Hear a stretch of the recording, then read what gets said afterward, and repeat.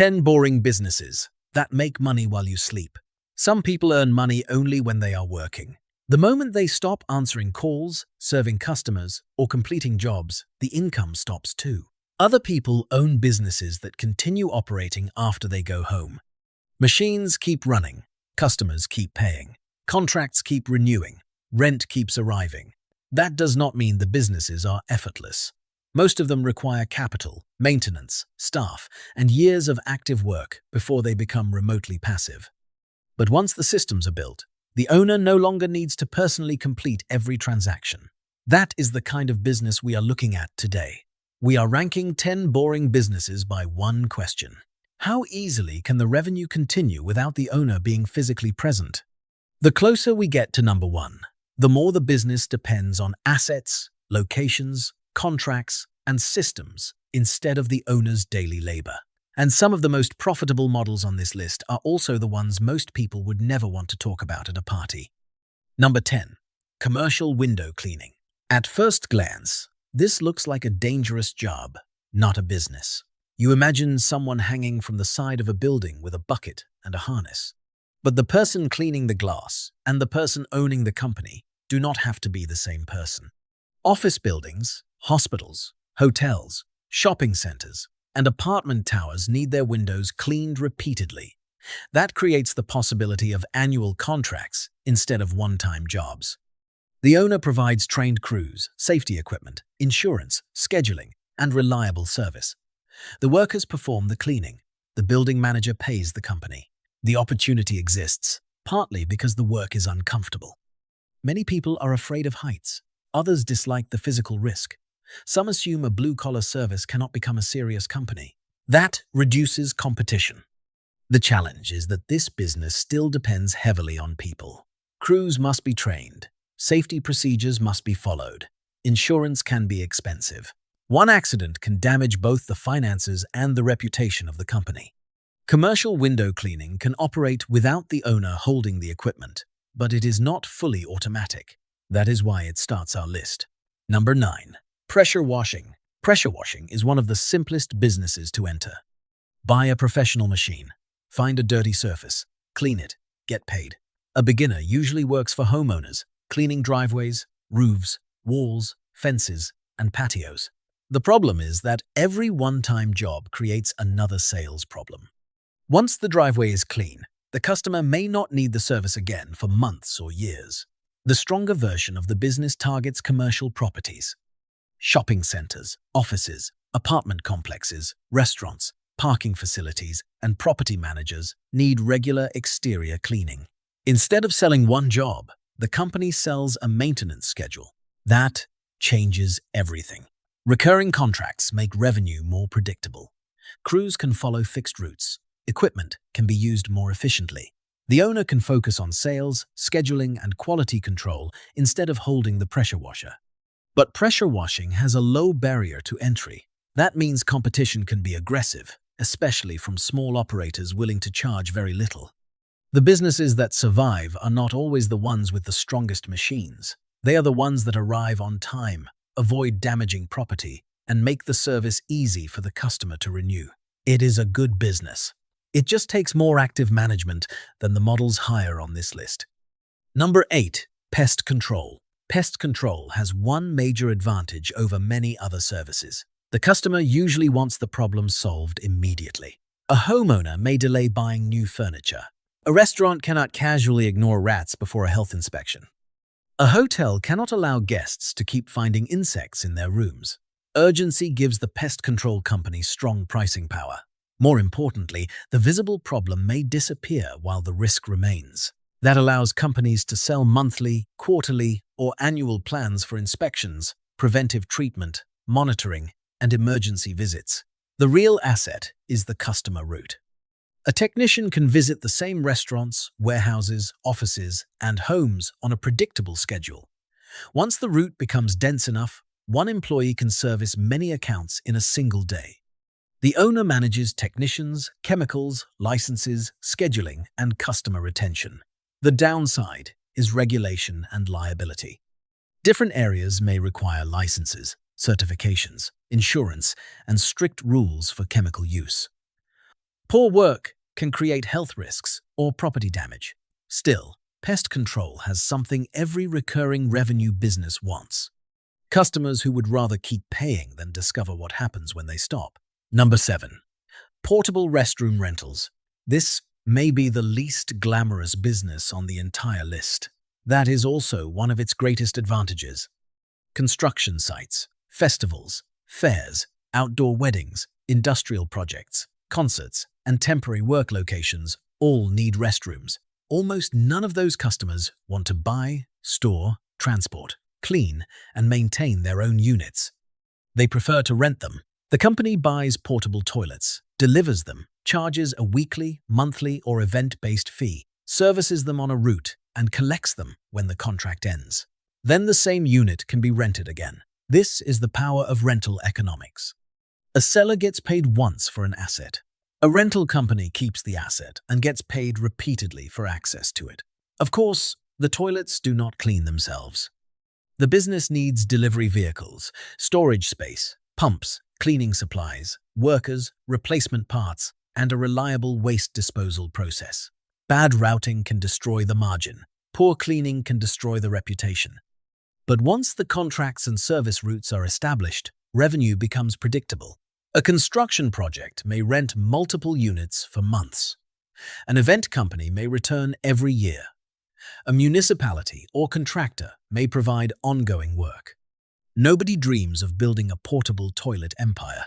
That is exactly why the market can remain attractive. Number 6. Heavy equipment and tool rental. Many customers need expensive equipment for only a few days. A contractor may need a concrete saw for one project. A homeowner may need a stump grinder for one weekend. A landscaping company may need a specialized machine during the busy season.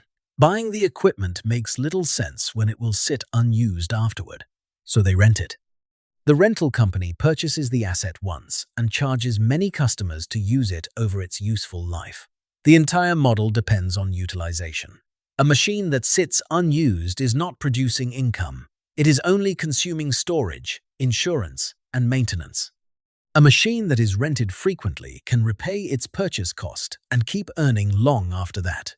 The smartest operators do not buy random tools and hope someone needs them. They study local demand. A growing city may need compact construction equipment. A rural area may need agricultural machines.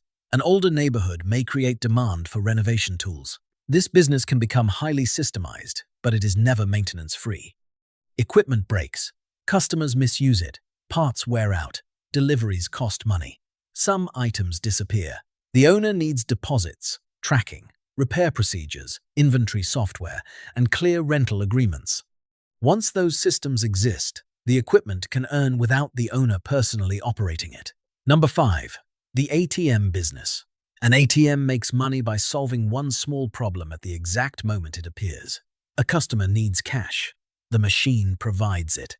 The customer pays a convenience fee. The owner earns part or all of that fee. Bars, clubs, convenience stores, markets, laundromats, entertainment venues, and other cash-heavy businesses can create strong demand. But the machine itself is not the most valuable part of the business. The location agreement is. A badly placed ATM may barely be used. A machine inside a busy venue with limited alternatives can produce transactions every day. The owner must purchase or lease the machine, negotiate with the property owner, monitor it, keep it connected, and make sure it contains enough cash. Some locations take a share of every fee. Others may charge fixed rent. Security is also a serious issue. The money inside the ATM ties up capital and creates theft risk. Machines can break, lose connectivity, or require expensive upgrades. But modern systems allow owners to monitor transactions, cash levels, and technical problems remotely. A route of well-placed machines can operate with relatively little daily labor. The ATM does not need to explain the product or persuade the customer. It simply waits where people occasionally need cash and charges for being available. Number 4. Vending machines. A vending machine turns unused space into a tiny store. An empty corner inside a factory, hospital, office, school, gym, hotel, or apartment building may produce nothing. Place the correct machine there, and the space can generate sales all day. Modern machines accept cards and mobile payments. Many can report sales and inventory remotely, but success still depends on three things: location, product selection, and route efficiency. A beautiful machine in an empty hallway is almost worthless. An ordinary machine inside a busy factory with few food options may perform extremely well. The products must also match the audience. A gym may sell water, protein drinks, and healthier snacks. A factory may sell energy drinks and filling food. A hotel may sell chargers, toiletries, and travel essentials. The business becomes scalable when the owner stops thinking about individual machines and starts thinking about routes. 10 machines scattered randomly across a city can be difficult to manage. 10 machines placed along one efficient route can be restocked quickly. At a larger scale, the owner can hire a driver, use software to track inventory, and negotiate better wholesale prices. The machines continue selling when nobody from the company is standing beside them. But the money is not automatic. The owner still has to win the locations, control theft, prevent spoilage, and restock the products people actually want. Number 3. Laundromats. A laundromat is a room filled with machines that customers pay to operate themselves. The customer brings the clothes, loads the washer, transfers the laundry, and removes everything when finished. The business provides the location, water, electricity, equipment, security, and convenience. The demand is simple. People need clean clothes. That does not mean every laundromat succeeds. Location is critical. A laundromat near apartment buildings without in-unit machines may stay busy throughout the week. One located where nearly every household owns a washer and dryer may struggle. Utilities are another major expense. Old machines may consume too much water and electricity while requiring constant repairs. New machines cost more upfront, but may reduce operating costs and support digital payment. The best laundromats also create additional revenue streams.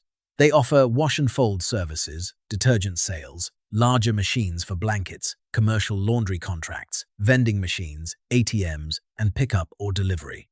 One location can contain several small businesses under the same roof. A laundromat can operate for long hours without the owner present. Cameras, automatic locks, card systems, remote monitoring, and attendance can handle much of the daily work.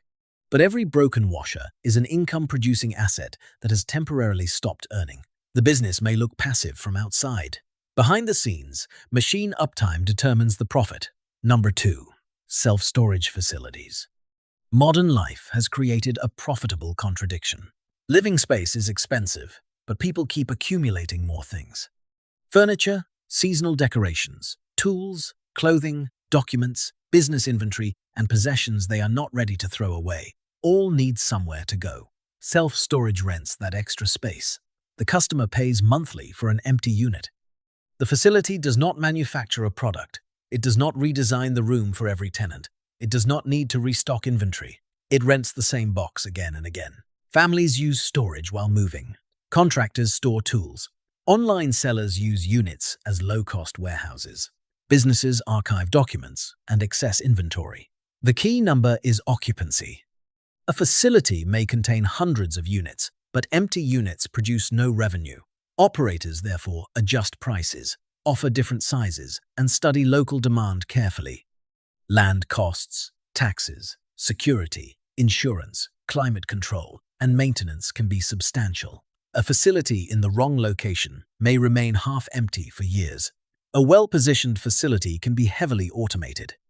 Customers reserve online. Payments are charged electronically. Gates open with access codes. Cameras monitor the property. A small staff can manage hundreds of renters.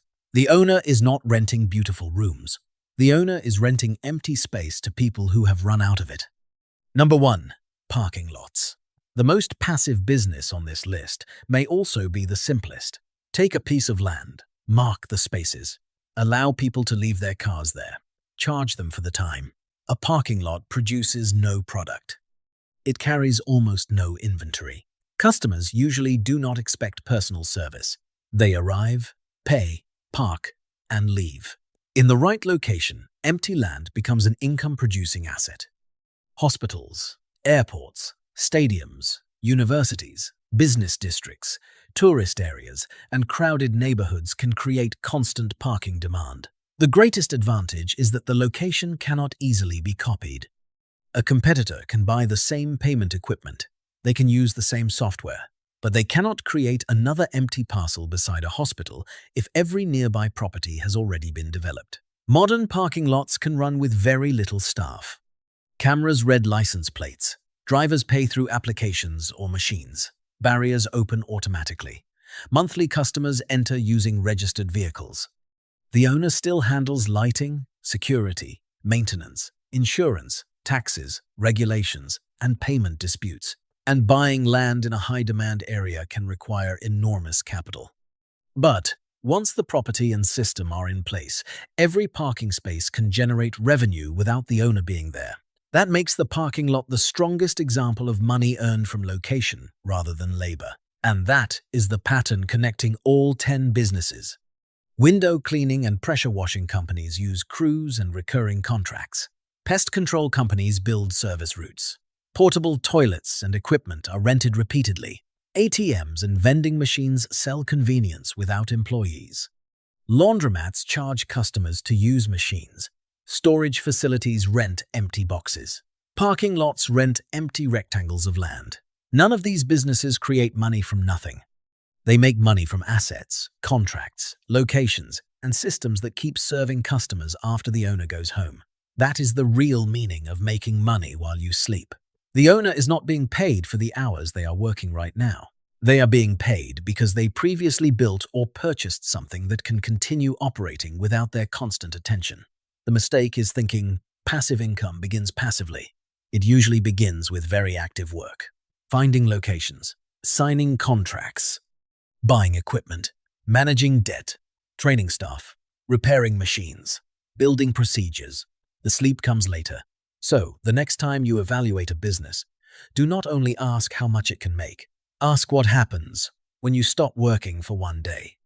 Does the revenue immediately stop? Or do the machines